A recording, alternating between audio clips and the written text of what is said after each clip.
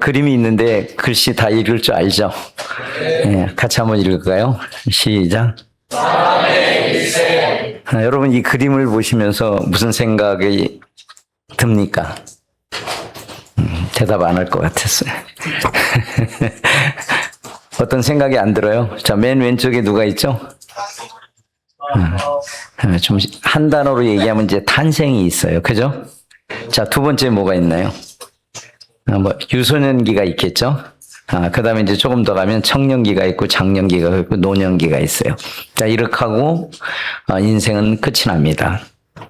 자, 그러면 여러분은 아마 이 세 번째 정도에 해당될 것 같아요. 그렇죠?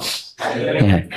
자, 근데 이 크게는 이렇게 5단계로 나눴을 때 이 세 번째 단계에 있는 여러분들이 보고 있는 것들이 있을 거예요. 그죠? 여러분들이 그 보고 있는 게 전부 다일까요? 아니죠. 사실은 이 인생의 이 5단계를 보면서 인생은 대략 이렇게 말했다 하는 것도 다 말할 수는 없지만 이 5단계를 보면서 인생이 이런 거구나 하는 생각을 해보게 돼요. 여러분이나 저나 우리의 의도대로 이 세상에서 태어나지 않았어요. 그죠? 부모로부터 온 것입니다. 그리고 더 가까이에는 하나님께서 계획하셔서 우리가 이 자리에 있다고 하는 거죠.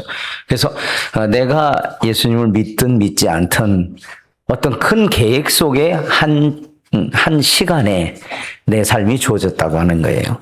그래서 그 주어진 삶을 어떻게 사느냐 하는 것은 굉장히 중요한 문제가 있다고 하는 것입니다. 그래서 우리가 전체를 볼 수 있는 사람이 비전이 있는 거예요. 자, 비전이라고 하는 것은 지나간 것보다는 앞쪽에 역할을 두고 있다고 하는 거예요. 그럼 여러분들이 지금 여기 와서 앉아 있는데 아마 대부분은 아닌 사람도 있을지 모르지만 대부분은 내 뜻에 의해서 여기 오지 않았을 수도 있어요. 그죠? 별로 없는가 보네요. 여러분이 이 자리에 와서 앉아 있는 것도 어쩌면 내 뜻이 아니지만 뭔가 더 큰 과정 속에 내가 거기에 함께 했다고 하는 것을 생각해 보면 좋을 것 같아요.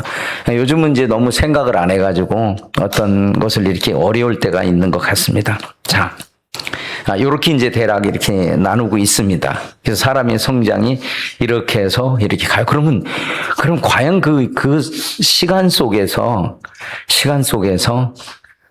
나란 존재는 어떤 가치가 있는가? 나란 존재는 누군가? 이런 걸 생각해 볼 수 있어요.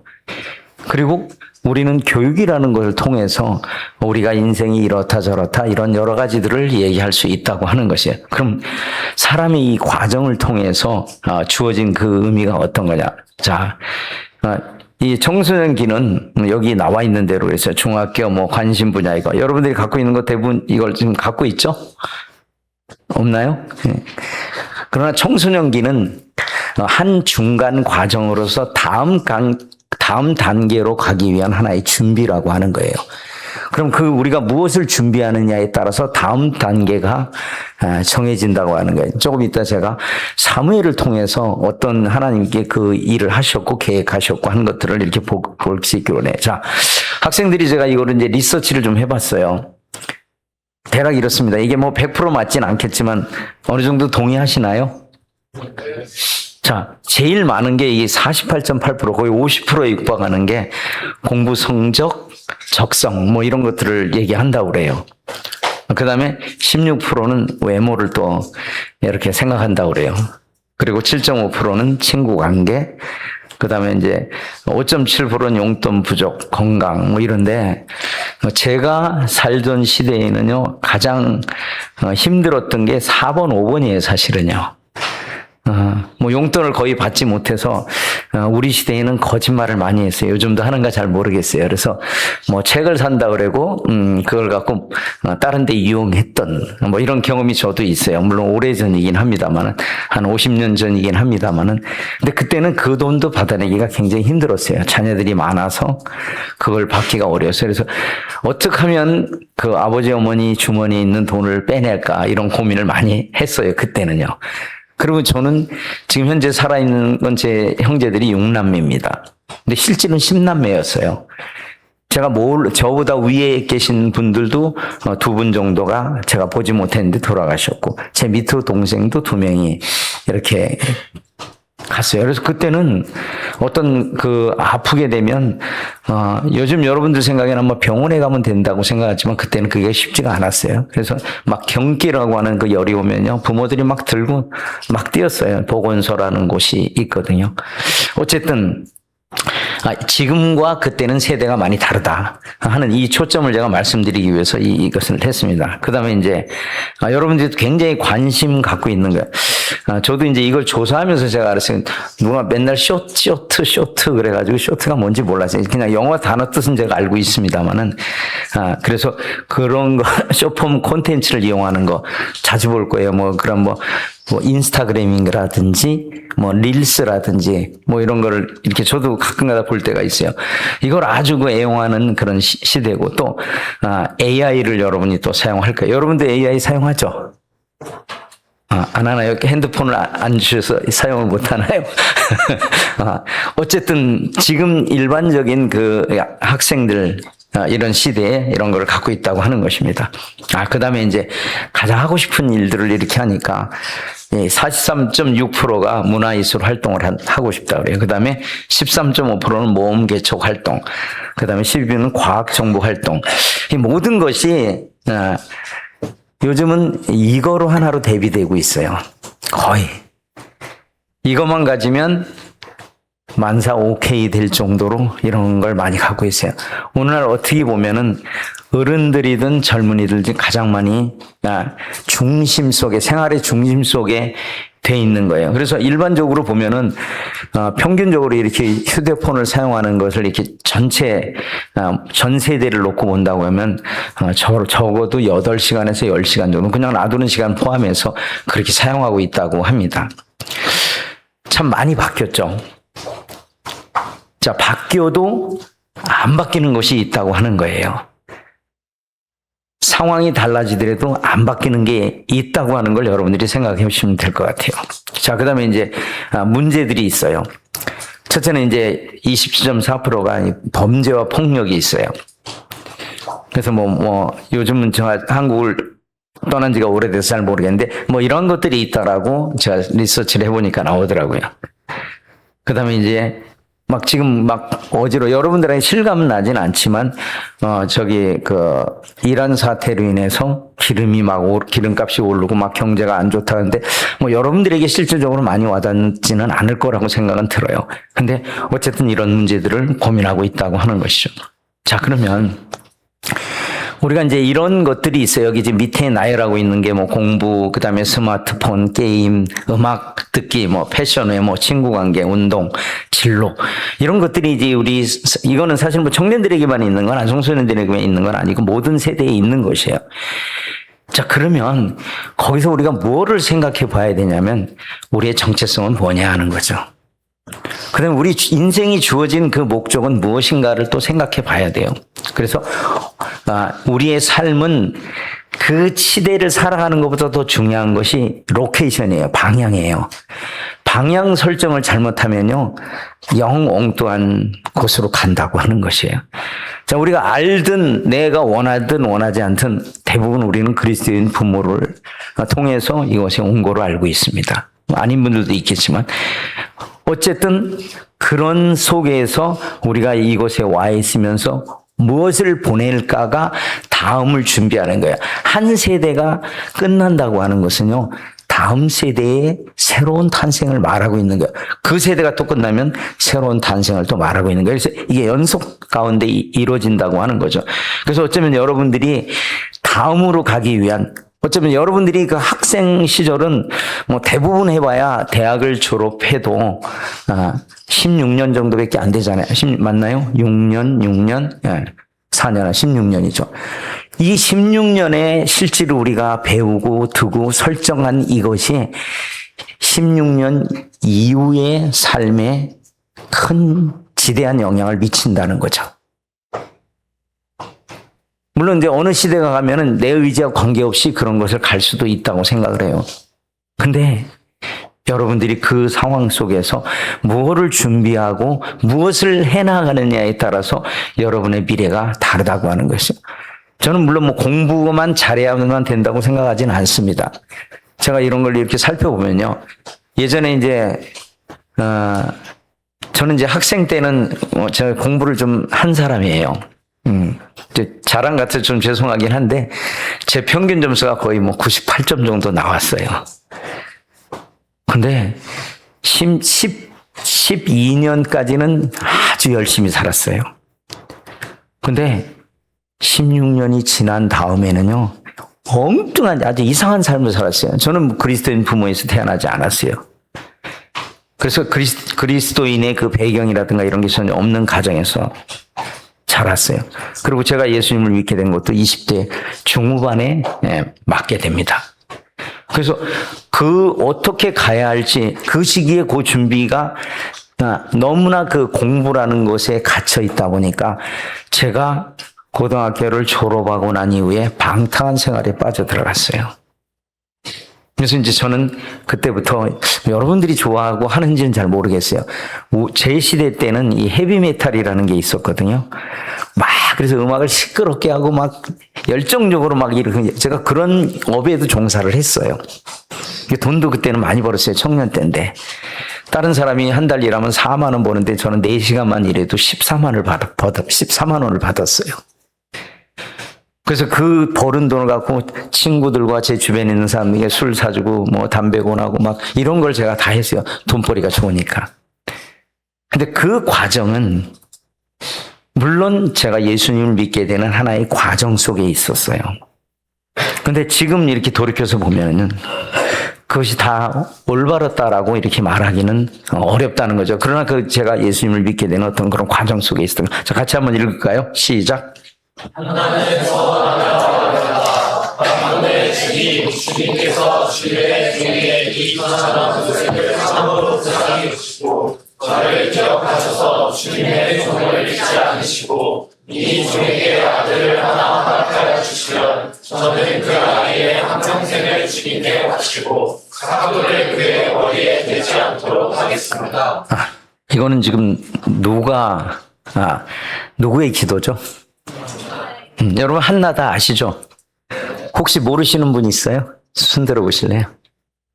저만 모르나 봐요. 저만 손 들었습니다. 네. 자, 한나의 기도에 의해서 누가 탄생했나? 누굴 탄생했죠? 사무엘이 탄생했어요. 근데 여기 소원했다 이 말은 이제 기도했다는 것입니다. 만군의 주님께서 제가 개역 이거로 안 하고 여러분들이 좀 알아듣기 쉬운 세번역으로 제가 한 것입니다. 주님께서 주님의 종이 이 비천한 모습을 참 불쌍히 보시고 저를 기억하셔서 주님의 종을 잊지 않으시고 이 종에게 아들 하나를 허락하여 주시면 자기에게 아들이 없었는데 아들을 허락하시면 내가 그 아들을 통해서 어떤 소원이 있다라고 말한 거예요. 여러분들 어쩌면 이 사무엘과 같은 이런 가정 속에서 태어났다라고 저는 보고 있습니다. 물론 여기에 이제 나실인이라는 그런 게 있는데 이제 그 부분은 제가 나중에 말하거나 지금 그 중점으로 삼지 않겠어요. 그래서 여기에 가장 중요한 건 아이의 한평생을 주님께 바치고 어떻게 보면 아이는 하나님의 사람이 아니었어요. 근데 그 부모의 기도가 그 아이의 일생에 지대한 영향을 미친 거예요. 그 사무엘 입장에서 보면은 내가 원하는 게 아닐 수도 있었어요. 그래서 거부할 수도 있었어요. 근데 이제 성경을 보면 사무엘은 그것을 거부하지 않았던 것을 보게 돼요. 자, 같이 한번 읽어볼까요? 사무엘 이름의 뜻이 뭔가 그 밑에 조그만 글씨 읽겠습니다. 시작. 조금 전에 제가 이렇게 설명했어요. 제가 이제 히브리어를 조금 사용해서 이렇게 해서 여기 이제 배경이 나옵니다. 그 다음에 그 사무엘이라고 하는 이름에 어떤 뜻이 있다라고 하는 것이에요. 우리가 하나님이 창조주시라면 우리가 하나님 앞에 구하는 걸 하나님이 들으신다고 성경은 말하고 있어요. 근데 그 아이를 얻게 된 것이 자기의 의지에서 된 게 아니고 하나님 앞에 구했을 때 주신 아이라고 하는 거예요. 그래서 하나님 앞에 기도하여 받은 아이라고 하는 것이죠. 사무엘은 하나님께 구하여 얻은 자다. 하나님께서 들으신 응답의 사람이라는 뜻이에요. 자, 사무엘의 탄생은요, 이스라엘을 확 바꿔놓습니다. 그 한 사람의 영향력이 세대를 아우르고 남을 정도의 큰 변화가 있었어요.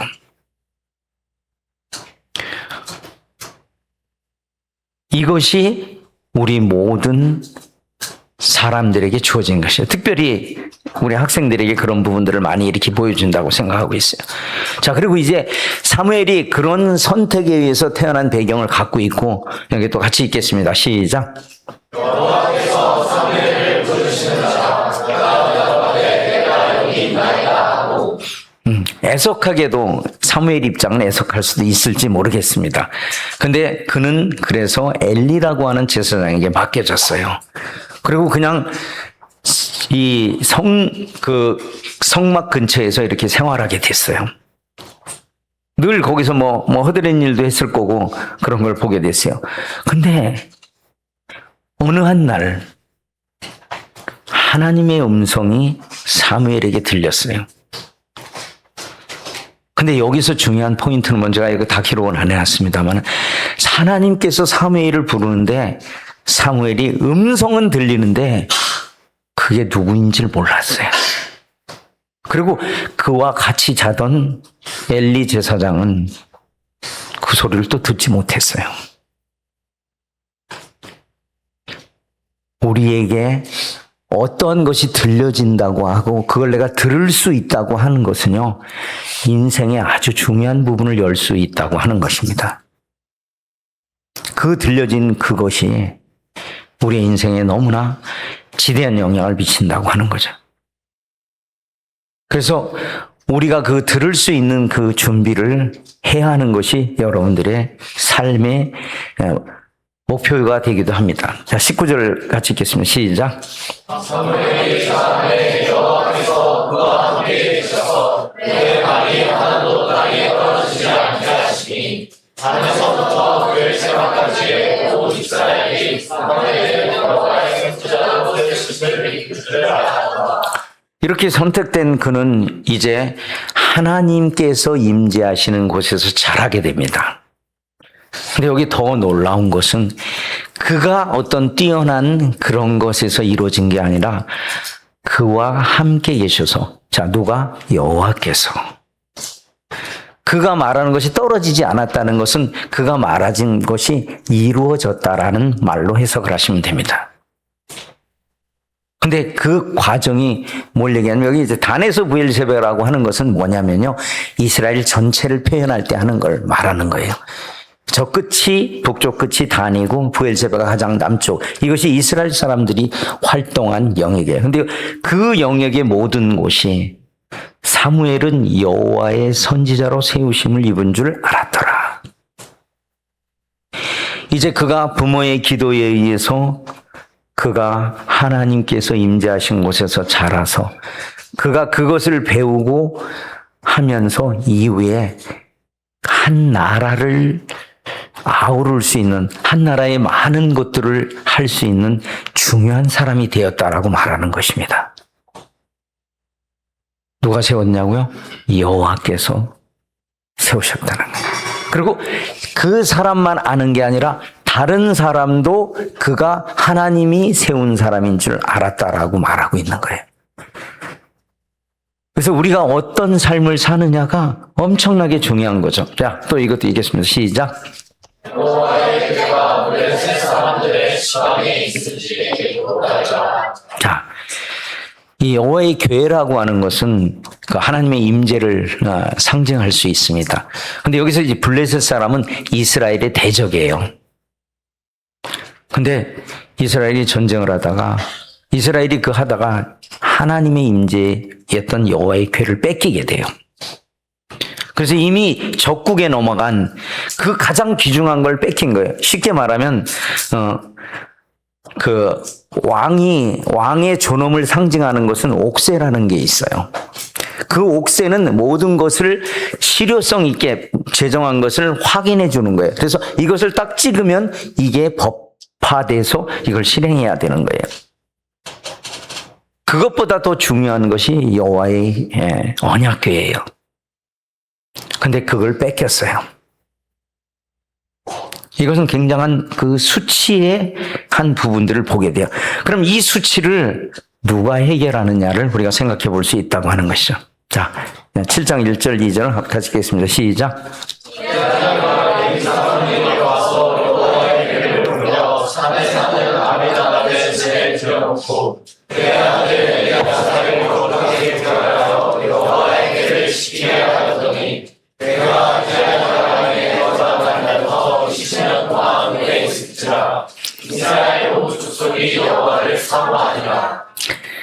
자, 이 구약 성경에 보면 전쟁이 여호와께로 말미암았다라는 표현이 많이 나옵니다.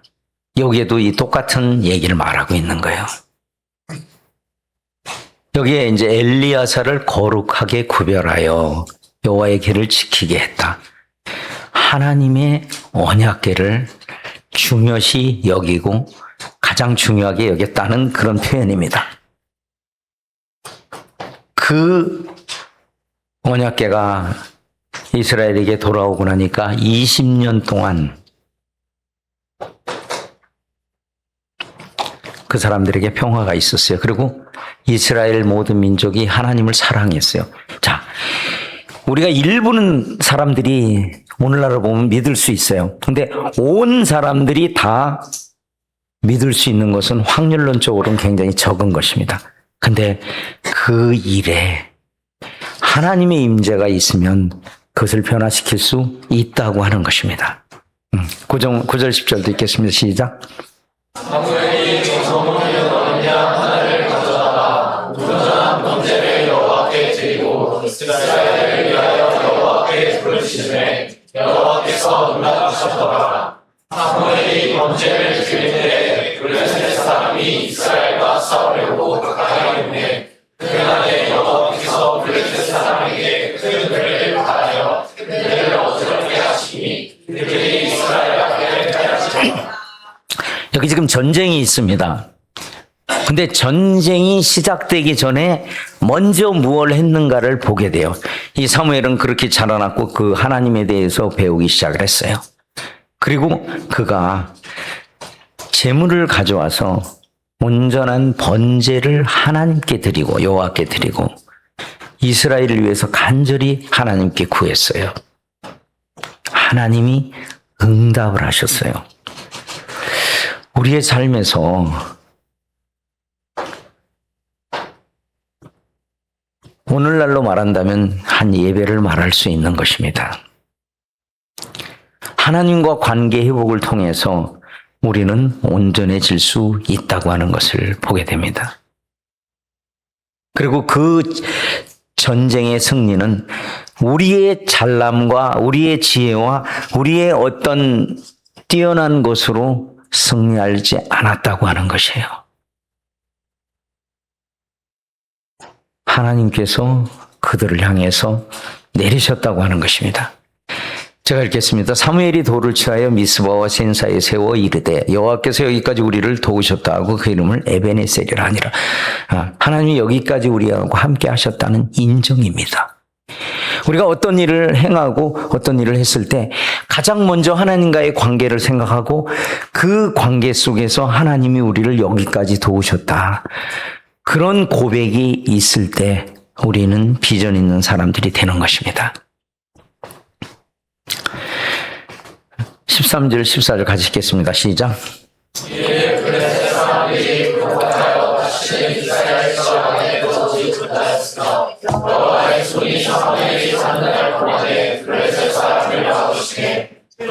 사람들이 이스라엘에서 빼앗았던 성이 애굽부터 가드까지 이스라엘에 회복되니 이스라엘이 그 사막 지역을 블레셋 사람들의 손에서 도로찾았고 또 이스라엘과 아모리 사람 사이에 평화가 있었더라.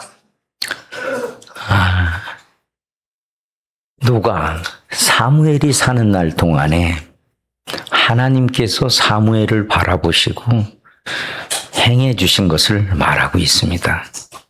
그리고 그 주변의 대적들에게 사이에 원수였기 때문에 싸워야 되고 전쟁을 해야 됩니다. 근데 평화가 있었다고 하는 거예요. 이것을 오늘날 우리 시대로 이렇게 보게 된다면 우리의 삶에 지대한 영향력을 하나님이 부여하셨다고 하는 거예요. 그리고 그것을 여러분들에게 주었다고 하는 것입니다. 그래서 여러분들은 스스로에게 이렇게 질문해야 됩니다. 나는 무엇이 되고 싶은가? 하나님은 나를 통해 무엇을 이루시길 원하는가? 이런 질문을 해봐야 된다라고 하는 것입니다. 그리고 세상에서의 성공보다 우리의 정체성이 누구고 우리를 부르시고 하나님 앞으로 인도하신 여러분이 믿었든 믿지 않았든 여러분은 그 하나님 안에 하나님의 인도하심 속에 그 정점에 있다라고 하는 것이에요. 내가 아직 예수님을 믿지 않았다 할지라도 그 과정을 인도하시는 분이 하나님이라고 하는 것이 세상은 우리에게 성공하기를 원해요. 그래서 다 사람들은 보이게 보이지 않게 그런 칭찬합니다. 서울대에 갔다 그러면 막 칭찬하게 되는 이런 것들을 많이 보게 돼요. 예, 잘하는 겁니다. 칭찬 받을 만한 일입니다. 열심히 했으니까요. 근데 어떤 사람은 아무리 열심히 했는데도 거기에 못 미치는 게 있어요. 자, 인생의 어떤 면에서 공평한 거는요. 대부분의 경우는 그렇게 좋은 학력과 좋은 학교 간 사람들이 이 세상에서도 좀 편하게 잘 사는 것처럼 보일 수 있어요. 근데 인생의 행복은 거기에만 있지 않다라고 하는 것이에요. 그렇지 않은 사람들은 하나님 버리시냐? 그렇지 않아요. 하나님은 늘 여러분들을 향해서 그 하나님의 사람을 시대별로 주셨어요. 여러분들이 지금 준비하고 나아가는 길에 이후에 어쩌면 이 나라가 맡겨질 수 있다라고 하는 것이에요. 이 나라를 여러분들의 어깨에 두실 수 있다고 하는 것이에요. 세상은 그렇게 하지 않습니다. 세상은 어떤 그 뛰어난 지식과 어떤 이런 걸 통해서 그렇게 말할 것입니다. 그럼 우리의 정체성은 무엇이냐는 거죠. 성경은 여러분들이 기껏 살아야 성경은 70, 80 정도를 생각할 수 있습니다. 그럼 여러분의 정점에서 많이 남았다고 생각할 수 있어요. 그래 봐야 100년이 안 됩니다. 그러나 성경이 우리에게 기록되고 나온 것은 이미 3,500년 전 이때부터 주어졌다고 하는 것이에요. 실제 인류의 역사는 거의 6,000년이 넘게 이렇게 이어져 왔다라고 일반적으로 말합니다. 그 기간 속에 기록된 것이 내가 100년도 못 사는 그 인생으로서 그걸 비교한다는 것은 올바르지 못한 것입니다. 아까 세대별로 한 세대를 놓고 모든 것을 보지 말라는 거. 여러분들이 이걸 하고 싶다고 그래서 그것을 다른 사람이 못한다고 그래서 그것이 올바른 건지 그런 건지 내 마음에 안 드니까 불편해할 수 있습니다. 그러나 여러분의 생각과 다른 사람 생각이 충돌한다면 우리는 생각을 해봐야 되는 것이에요. 왜 그럴까? 그리고 하나님은 여러분들을 부르고 계셨다고 하는 거예요. 자, 첫 번째 것만 한번 읽어볼까요? 시작.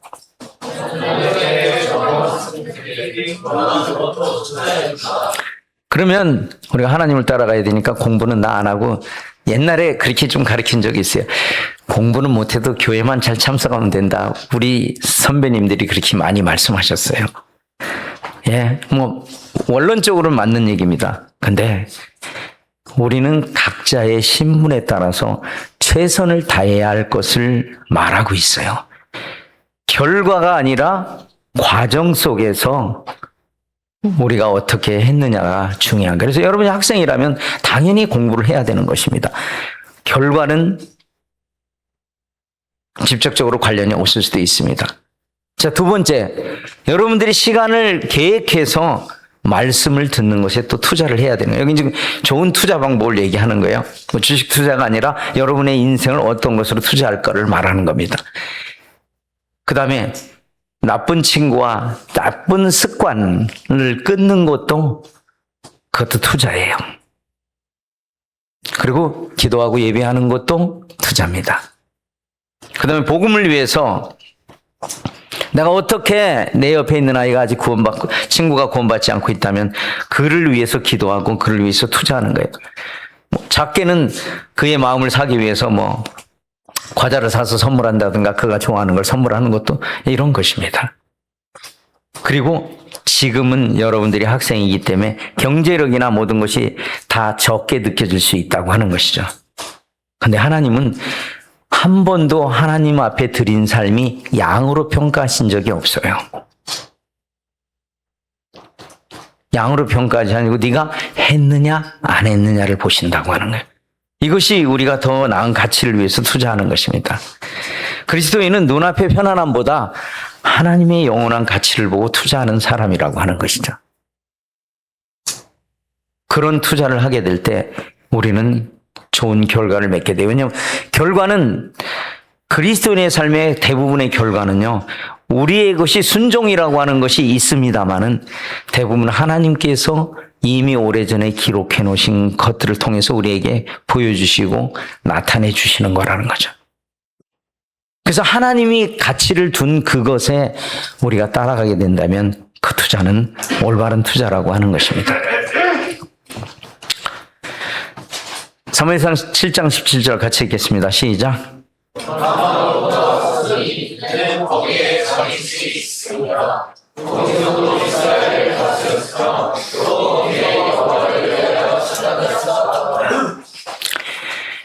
이 사무엘이 하나님 앞에 놀라운 사람으로 받을 수 있었던 것은 여기에 단을 쌓았다고, 제단을 쌓았다고 하는 거예요. 이것은 그의 모든 삶이 하나님으로부터 출발한다고 하는 어떤 상징적인 의미가 있습니다. 그래서 여러분이 작은 것이라든 큰 것이든지 그 관계 속에서 주어진다라고 하는 것이죠. 그걸 생각해 보는 것이 여기에 여러분들의 관심사 이런 것들이 다 있습니다.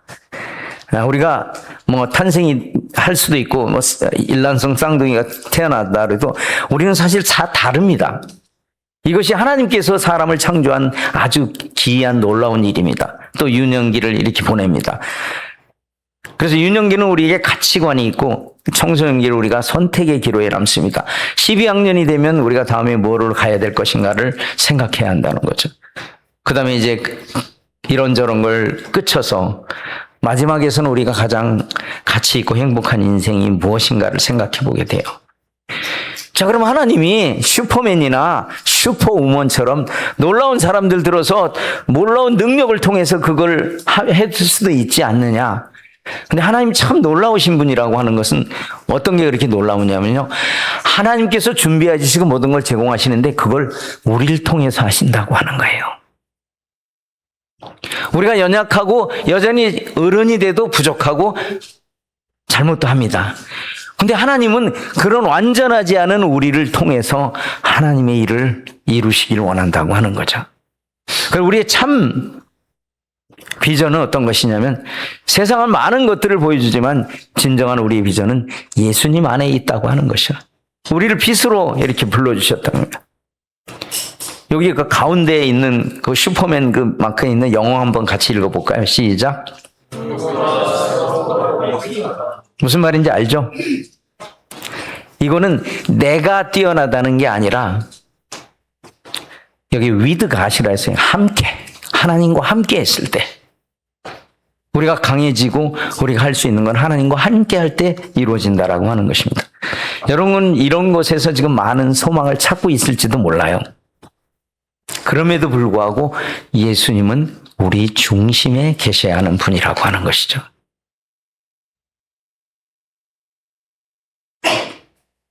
이런 것을 우리를 유혹하고 우리를 가져옵니다. 우리가 이 세상 살기 때문에 이것을 완전히 칼로 물베듯이 할 수는 없습니다. 그러나 하나님께서 우리에게 맡기신 일이 있어요. 로마서 12장 2절을 같이 읽을까요? 시작. 맨 밑에 있습니다. 시작.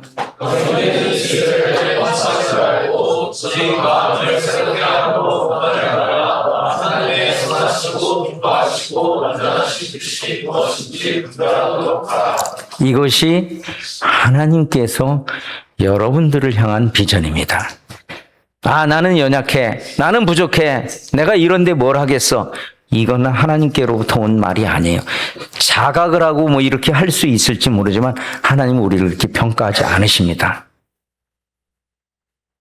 우리가 하나님을 최우선에 두고 내가 하나님과의 관계가 어려워졌다면 그 관계에 대한 회복을 통해서 하나님의 놀라운 역사가 있다고 하는 거죠. 그리고 이 세대에서 여러분을 새롭게 하실 수 있는 분이시라는 거죠. 우리를 변화시킬 수 있는 분이라고 하는 것이죠. 그리고 하나님의 완전하신 뜻을 우리 안에 행하기를 원하십니다. 저도 가서 기도하겠습니다. 여러분들의 삶이 그리스도 안에서 큰 소망을 통해서 놀라운 역사를 통해서 이 나라를 짊어지고 한국교회를 짊어지고 그리스도의 놀라운 사람들로서 영향력이 있는 그런 그리스도인들이 되길 바랍니다. 감사합니다.